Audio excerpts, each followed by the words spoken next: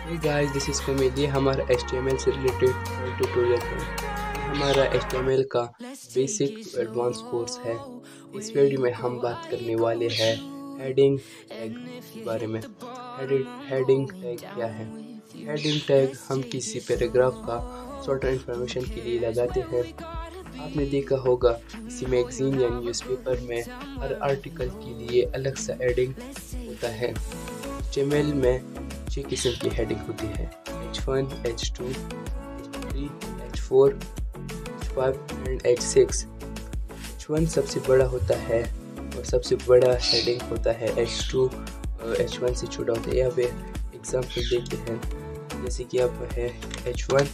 यहाँ पे मैं लिखता हूँ LET। Let's go.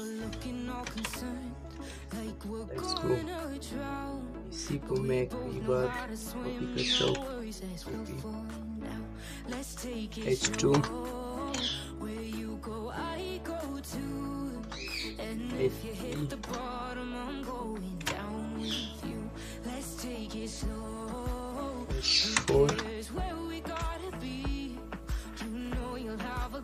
H5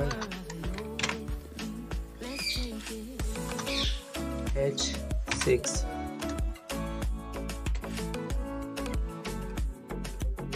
H1 H2 H3 H4 H5 H6।